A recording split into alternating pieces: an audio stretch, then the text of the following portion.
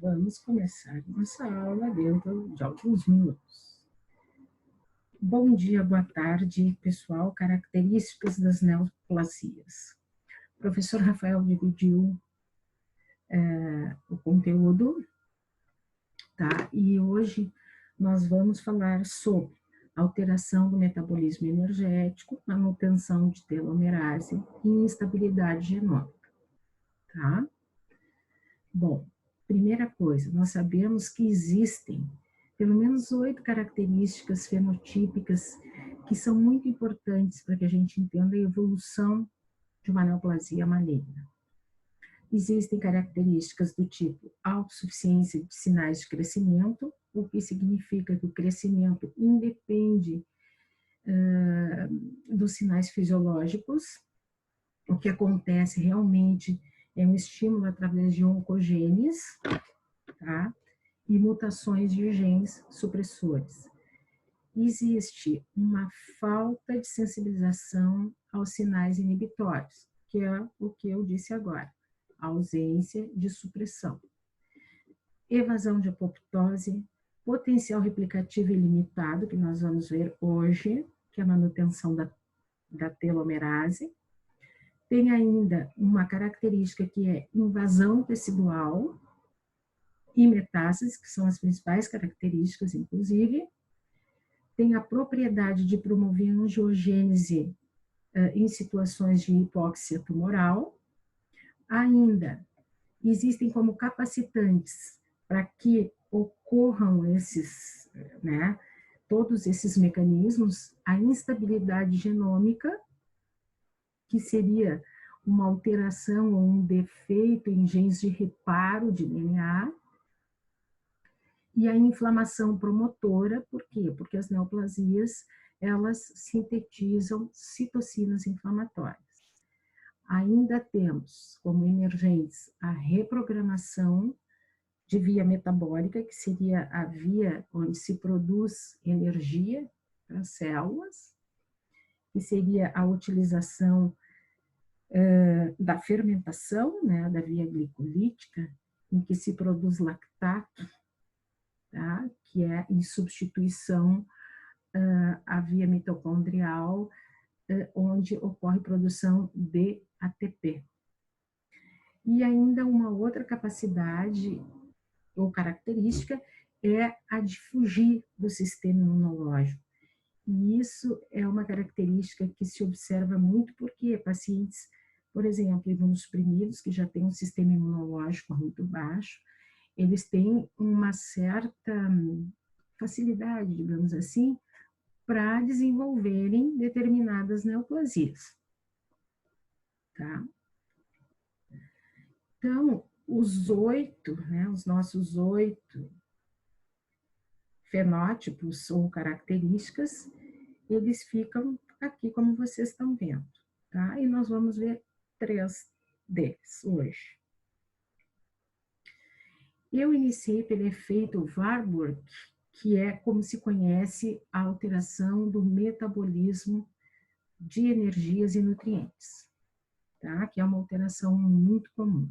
Então, o que que acontece? Lá em 1931, Otto Warburg, ele observou que tecidos de células tumorais incubadas produziam uma grande quantidade de lactato a partir da glicose, mesmo em condições normais de oxigênio atmosférico. E esse é um dos fenótipos mais conhecidos, tá? Que é essa alteração de metabolismo que vai proporcionar um crescimento muito maior para a célula tumoral. Então, assim, o que é esse efeito? Na verdade, é uma reprogramação. As células, vou botar um pouquinho para cima, as células cancerosas, tá? Elas vão desviar o metabolismo, onde eles vão captar e absorver muito mais glicose e aumentar a conversão da glicose em lactato. O que que acontece? Mesmo tendo oxigênio suficiente, a célula neoplásica, ela precisa de outro meio. A gente sabe que esse novo meio que chama-se glicólise aeróbica, tá? Que não usa fosforilação oxidativa, ela é menos eficiente em termos de ATP, de produção de energia, mas ela produz mais nutrientes. E a célula neoplásica, ela precisa dos nutrientes para poder se desenvolver e para poder crescer. Além da célula neoplásica, existem, por exemplo, células embrionárias e algumas germinativas também têm esse tipo de metabolismo, quer dizer, células que estão em fase de crescimento rápido, elas precisam reprogramar a sua atividade energética. E depois eu vou explicar por quê. Existe ainda assim, o que se chama um mecanismo darwiniano. A célula, ela vai se adaptando a esse mecanismo e se dividindo bem mais rápido. Células neoplásicas, elas vão se tornando cada vez melhores, né? E as melhores é que vão sobrevivendo. Então, assim, se sabe que a célula tumoral, ela precisa de muita energia e de muito nutriente. Ao mesmo tempo, a célula neoplásica, ela produz citocinas, que vão causar um processo inflamatório que age como promotor nas atividades de uma célula tumoral. E ela também faz com que venha para o interior da neoplasia macrófagos, que hoje a gente fala muito nos TIM, né? Macrófago intratumoral. Como a célula vai crescendo, ela vai ficando em hipóxia, ela induz o processo inflamatório e induz essa infiltração de macrófagos, e ela vai fazer com que ocorra ainda essa alteração de metabolismo. Mas quando ela está em fase de crescimento rápido, digamos assim, a exigência biosintética ela é muito maior, ou seja, todos os componentes celulares eles têm que ser duplicados para poder crescer, dividir, formar novas células, tanto DNA como RNA, como lipídio, como proteína e organela. Então, aquilo que eu falei que a glicólise aeróbica, em termos de ATP, por exemplo, ela produz menos. Mas o que acontece? Na fosforilação, uma única molécula de glicose, ela se une a 6 de oxigênio, vai formar 6 de água, né? E 6 de dióxido de carbono. Só que esse dióxido, ele é perdido, por exemplo, na respiração. E ele se torna muito importante nessa produção de metabólitos intermediários, certo? Então, na fosforilação, não existe nenhum grupamento de carbono, tá? Que facilite o crescimento rápido dessas células. Na reprogramação, sim. Na reprogramação, a gente tem uma fração de glicose bem alta e uma produção grande de lactato e, a partir daí, de nutrientes, tá? Para fazer essa reprogramação, existe uma cascata de sinalização com fatores de crescimento que vão agir nesse esquema, né? Para que aconteça essa produção tanto de ATP, né, mas principalmente de nutrientes. Bom, quais são as vias de sinalização? São essas três. A gente tem a sinalização de PI, 3K, AKT, são genes que regulam o transporte de glicose e de enzimas glicolíticas, tá?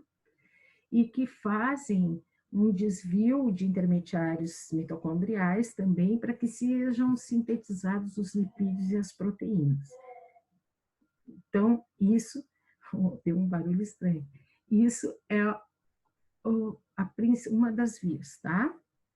A outra via que se fala muito é a tirosinoquinase ou sinase receptora. Essa tirosinoquinase, opa, eu bati aqui, ó. ela transmite sinais de crescimento para o núcleo, mas ela também influencia o metabolismo. O que ela faz? Ela atenua a atividade enzimática, certo? Porque ela vai fosforilar o piruvato cinase numa isoforma M2. E essa isoforma M2 é uma isoforma de piruvato que faz com que exista um represamento de metabólitos intermediários. Tá? Existe ainda a via MIC, que é através de um gene, né? Que é uma via de procrescimento, onde existe expressão gênica. Então, ainda para vocês saberem, existem genes que são supressores, como o P53, e que vão inibir a glicólise, a glicogênese, enfim. Então, nas células embrionárias que estão em crescimento rápido, né, elas vão cessar o crescimento depois que elas atingiram o que precisavam, tá? Só que na neoplasia não existe esses genes supressores, eles, né, existe uma mutação e aí a célula continua fazendo o seu crescimento através do metabolismo energético, tá? Então, o que produz essa via é lactato. O lactato, ele ajuda a diminuir também o pH. A célula, ela tem uma maior facilidade para se locomover, a célula tumoral, e a acidificação que é causada no meio também facilita as metástases, tá? Metástases. Então, qual seria, assim, ó, vamos dizer o seguinte, que o metabolismo nas células do câncer, ele tem certas vantagens, porque a gente não vai fazer aquela respiração mitocondrial, tá? Então, não tendo a respiração mitocondrial, se reduz os radicais livres, a célula, ela aumenta a sua biossíntese, portanto, aumenta a sobrevivência, e ela vai gerar rapidamente ATP, assim como os nutrientes necessários. Aqui eu tenho a referência, que se vocês quiserem ler, vocês podem ler. Tá? Então, nós temos a via glicolítica. Ela vai proliferar em hipóxia, ela vai ter uma produção rápida de energia, ela vai evitar formação de radicais livres, vai favorecer a biossíntese de nucleotídeo, lipídio, e a alta concentração de lactato vai facilitar invasão e metástase, certo? Então, vocês viram que é uma via totalmente diferente da via que a gente vê na fosforilação, tá? Chama-se efeito Warburg e é uma glicólise aeróbica, tá? Onde a gente usa, na glicólise aeróbica, se utiliza a glicose, mas se faz uma fermentação da glicose. E aí a gente tem muito lactato, tá bem? Por que que ela é importante? Porque vai captar mais rapidamente energia e não só energia. Vai captar, né, CO2, que é importante para a produção de metabólitos, digamos assim, tá? O que não acontece na via de fosforilação, onde o oxigênio, o CO2, ele é eliminado. Então, ela não tem tanto metabólico, tá? E pode aparecer numa célula normal, mas as neoplasias, elas fazem esse tipo de reprogramação energética, tá? Aí, a gente vai passar para potencial de replicação ilimitado.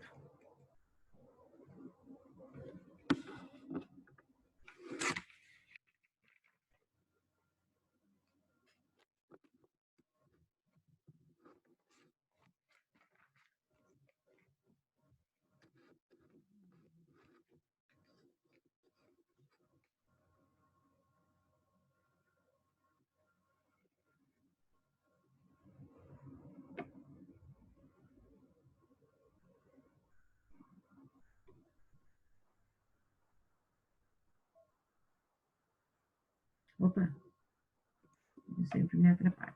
Aqui. Quais são o potencial replicativo ilimitado significa que a célula neoplásica ela é imortal, tá? Vocês sabem que uma célula normal, tá? Ela vai sofrer 60, 70 divisões, vai entrar num processo de senescência. E isso é um dos responsáveis pelo nosso envelhecimento, senescência. A célula neoplásica, não. Então, a célula neoplásica, ela precisa banir 3 coisas para ela conseguir sobreviver.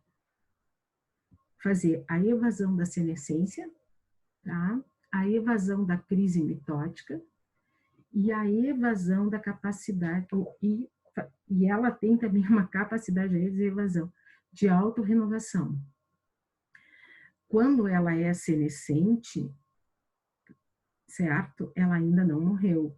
Então, a morte celular ocorre quando existe a crise mitótica. Por isso que tem que driblar com as duas e ela tem que ter essa capacidade de autorrenovação. Bom, evasão da senescência é o primeiro. Aquilo que eu disse, ela vai dividir 60, 70 vezes, vai deixar o ciclo celular e entrar em senescência.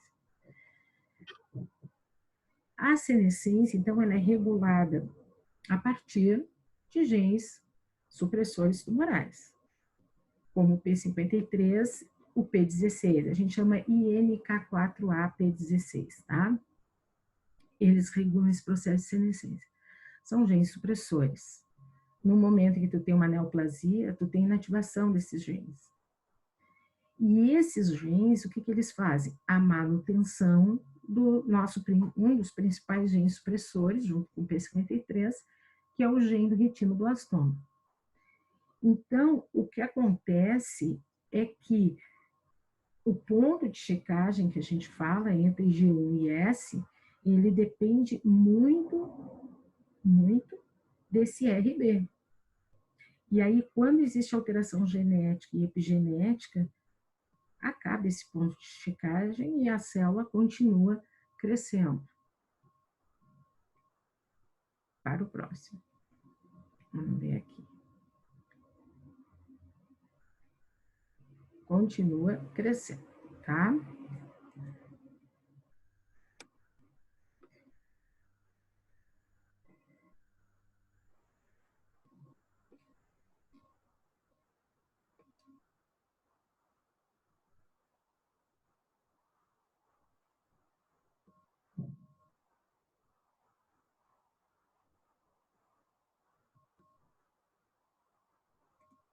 Toda vez eu faço isso.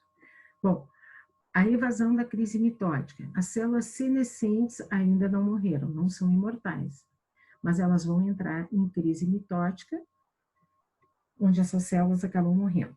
Então, isso se deve a um fenômeno que se chama encurtamento dos telômeros nas extremidades dos cromossomas. O que são telômeros? São sequências de DNA, tá? Que ficam lá na extremidade mesmo do cromossoma, que vão se ligar a várias proteínas. E a manutenção do telômero, ela é feita por uma enzima chamada telomerase. Bom, células somáticas não teriam essa telomerase.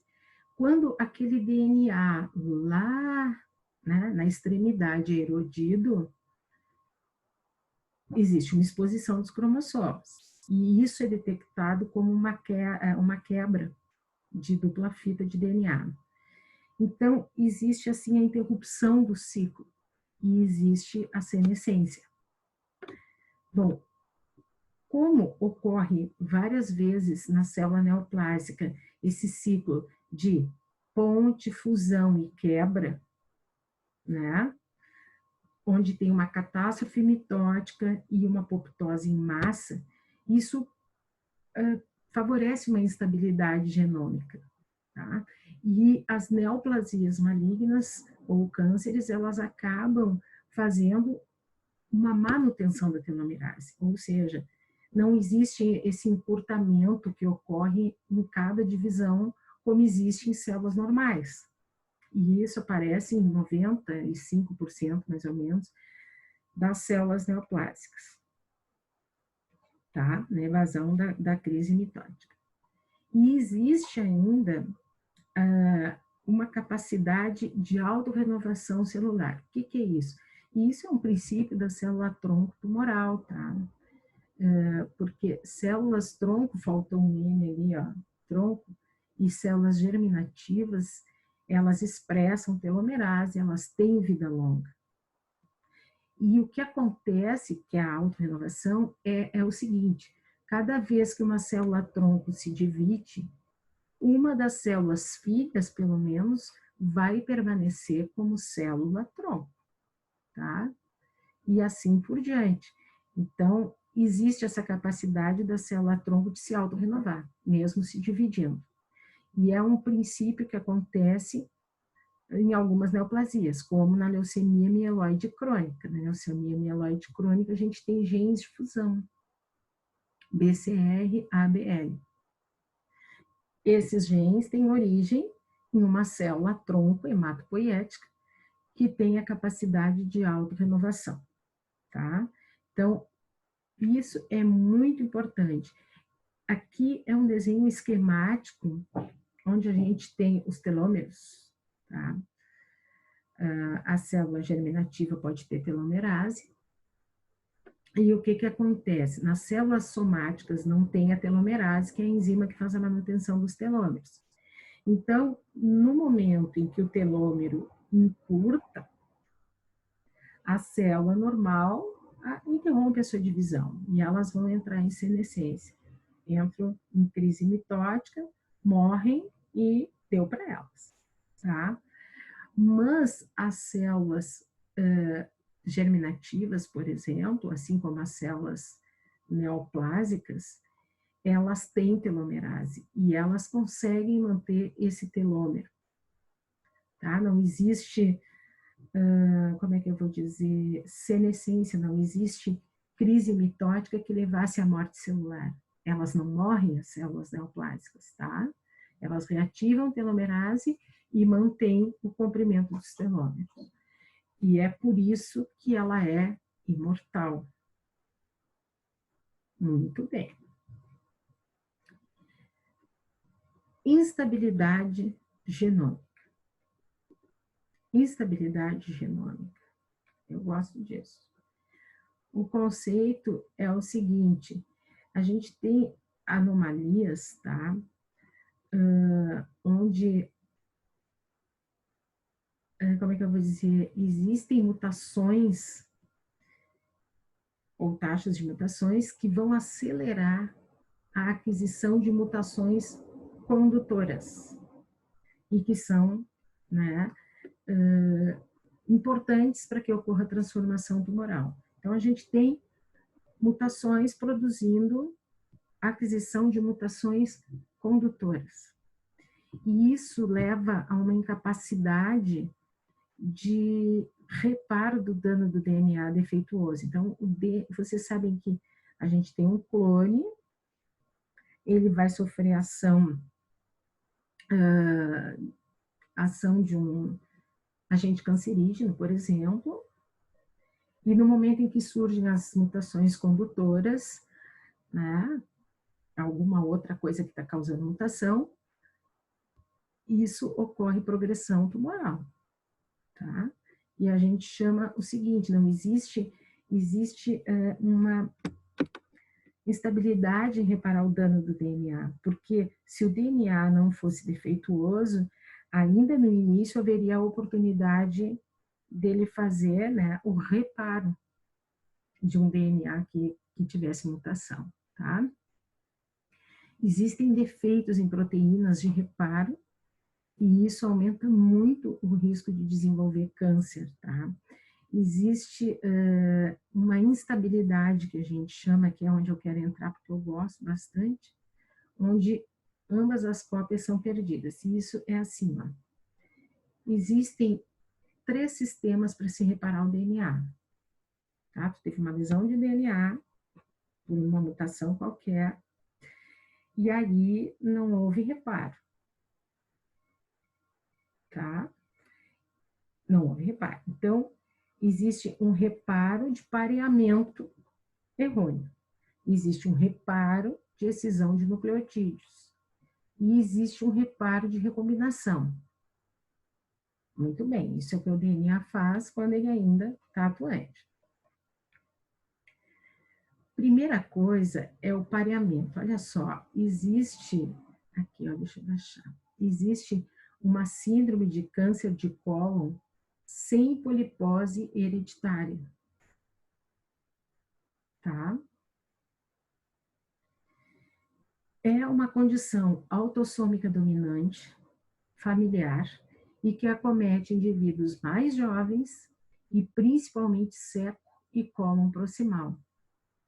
Existe um defeito genético, né, em genes que codificam proteínas que fazem um reparo de pareamento. E aí a gente tem um pareamento errôneo, certo? De genes. O comportamento é como se fosse de um gene supressor. E esse comportamento faz com que ocorra mutações em outros genes. Então, o intestino aparece, né? A gente pode ter também endométrio, a gente pode ter em mama, e a gente fala muito em instabilidade de microsatélites. O que seria? A repetição de 1 a 6 nucleotídeos encontrados por todo o genoma. Isso é um microsatélite. Tá? Então, em pessoas normais, esse número, né, ele vai ser mantido em termos de comprimento, não tem instabilidade. Mas existem proteínas que levam à instabilidade de microsatélites, certo? E aí vai haver um aumento ou uma diminuição nessa repetição de nucleotídeo. Tá? Bom, existem genes que são responsáveis e que são mutados quando existe essa instabilidade de microsatélite. Esses genes seriam responsáveis pelo pareamento, né, ou pelo reparo. Basicamente, esses 5 que vocês estão vendo são os principais. A gente tem o MLH1, o MSH2, esses dois representam 30% a 40% das mutações, o MSH6 e o PMS2. Eu posso dizer para vocês que tem sido feito de rotina, tá? Em neoplasias intestinais de pacientes mais jovens, tá? Essa instabilidade de microsatélites. E isso também vai levar à investigação dos familiares a respeito dessa condição, tá? Então, são pessoas mais jovens que têm alguma mutação em proteínas, né, que impedem um reparo, né, do RNA, que seria, e fica um reparo errado. E esse reparo de DNA, ele causa uma instabilidade nos microsatélites, que são os nucleotídeos. E esses aí são os 4 genes principais que vocês vão ouvir falar, vocês vão ver nos laudos, tá bem? MLH1 e MSH2, 30%. Então, 15% dos esporádicos, quer dizer, esses que não têm essa síndrome, eles vão ter também instabilidade. Tá? E tem um 2 a 4%, eles representam, no caso, esse não polipose adenomatose familiar, ele representa, no geral, 2 a 4% dos cânceres colônicos, tá? Os genes também mutados e associados são o TGF-beta, a via beta-catenina e BAX, além dos nossos outros genes. Bom, a gente tem também os cânceres que resultam de uma mutação induzida por instabilidade genômica regulada. que aparecem em neoplasias linfóides. As células B e T, elas expressam um par de genes, que é o RAC1 e RAC2, que permitem a construção de genes receptores de antígenos. Então, as células B maduras, por exemplo, elas geram citocina, desaminase induzida por ativação, que vai catalisar a recombinação de genes da imunoglobulina, tá? E de hipermutação somática. Então, a instabilidade genômica regulada, ela acontece nas neoplasias linfóides. Nós temos ainda só um pouquinho, as neoplasias que têm uma herança autossômica dominante, e que vocês talvez até já tenham visto, o retinoblastoma, tá? O retinoblastoma é uma neoplasia que dá no globo ocular, foi visto em crianças e descoberto aí o gene RB, que é um gene supressor tumoral, o gene do retinoblastoma. A síndrome de Li-Fraumeni, nós temos um gene, tá, associado, supressor, que é o P53, e os pacientes podem desenvolver uma série de neoplasias. Tem ainda a polipose adenomatosa familiar, que é por mutação do gene APC. Essa polipose adenomatosa familiar, ela tem a seguinte importância: ela aparece também em indivíduos mais jovens e existe a mutação de um único alelo, como todas essas aí, e na polipose adenomatosa familiar, o intestino vai ter mais de 100 adenomas ou pólipos, e todos eles vão sofrer um processo de displasia. E todos os pacientes que têm essa condição, como ela é autossômica dominante, em algum momento, principalmente jovem, vai desenvolver um adenocarcinoma do colo. Também tem que ser avaliado os parentes dessas pessoas. E ainda tem também os tumores de mama e ovário, que tem o gene BRCA1, BRCA2, também são dominantes, como você sabe. Então, essas síndromes autossômicas dominantes, elas aparecem nos indivíduos de 40 anos, em parentes que já tiveram, né, câncer, quando tiveram também câncer de infância. Manifestações podem ser quando tu tem órgãos bilaterais, bilateralmente. Existe um fenótipo marcador, ela pode recorrer. E é aquilo que eu falei, um único alelo mutado já é suficiente, tá? Não precisa de 2 alelos. Diferentes são as síndromes recessivas de reparo do DNA defeituoso. Essas, tu tem que ter os 2 alelos mutados. E aí vem a síndrome de Bloom, onde se tem um eritema com telangiectasias, que são manchas vermelhas que aparecem na face, certo? Por uma reação de hipersensibilidade associado a um déficit de crescimento. E essas crianças têm de 150 a 300 vezes mais risco de desenvolver cânceres. A anemia de Fanconi está associada em 20% com leucemia, linfoma, adenocarcinoma e outras anormalidades que podem surgir associadas em rim ou em esqueleto, enfim. Ainda autossômica recessiva com reparo defeituoso de DNA. Xeroderma pigmentoso são lesões pré e neoplásicas da pele. E o xeroderma pigmentoso é assim, ó, o paciente que tem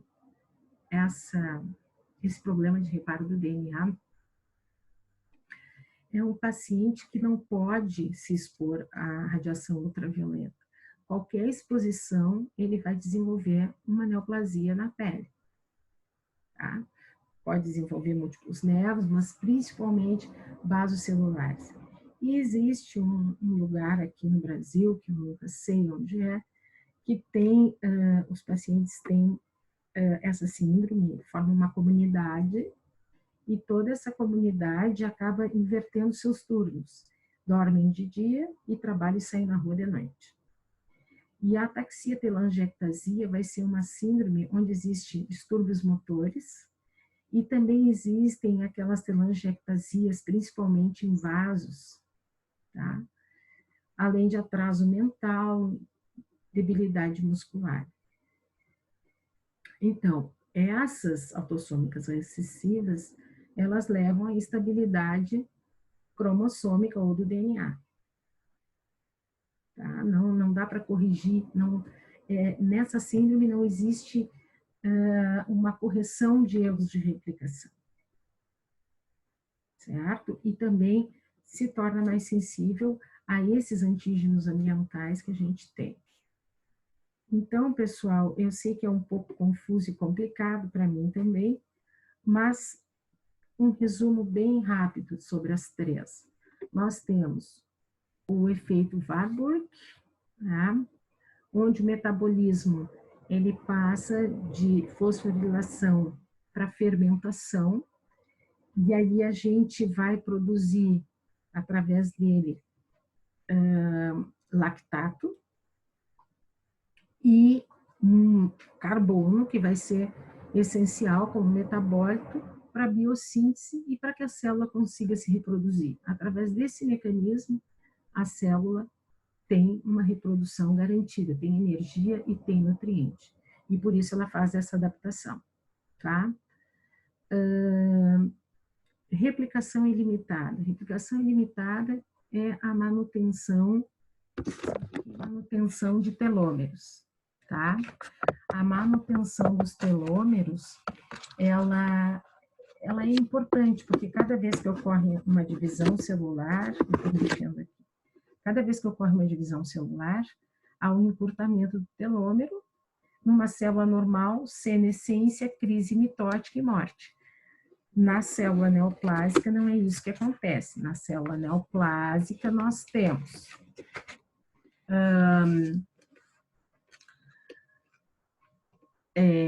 o que seria a senescência, que não vai acontecer porque ela tem telomerase, ela produz telomerase.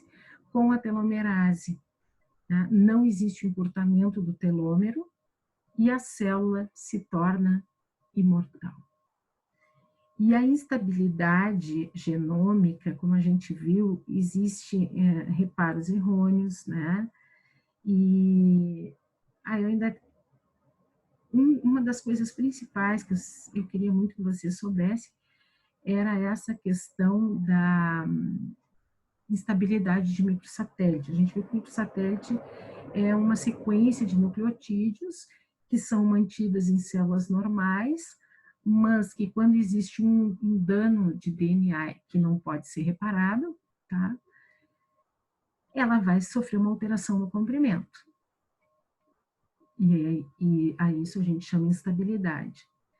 E ela está associada ao câncer de cólon não polipose, que não tem polipose adenomatosa, tá? Ele tem outra origem, ele é hereditário, claro que ele representa 2 a 4%, mas, assim, quando existe essa condição, o paciente é mais jovem, tá? E ele vai acabar desenvolvendo uma neoplasia. E existem aqueles genes que a gente falou que estão envolvidos. O MLH1, o MSH2,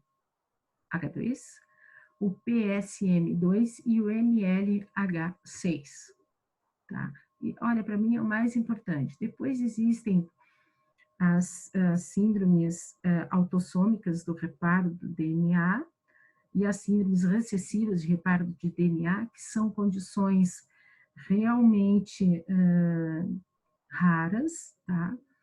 Claro que a gente tem que saber que a autossômica a gente tem um só alelo, ela é dominante, e saber os tipos, e a recessiva, que a gente precisa de 2 alelos. Também a gente tem aquela síndrome de pareamento, né? Que acontece em tecido linfóide, que está associado aos linfomas. Então, isso é um resumo, assim, breve dessas três características. Eu vou tentar mandar mais algum material para vocês lerem, tá? E depois a gente pode conversar. Então, espero que vocês consigam, com o passar do tempo, compreender. E até a próxima aula, pessoal. Tchau, tchau.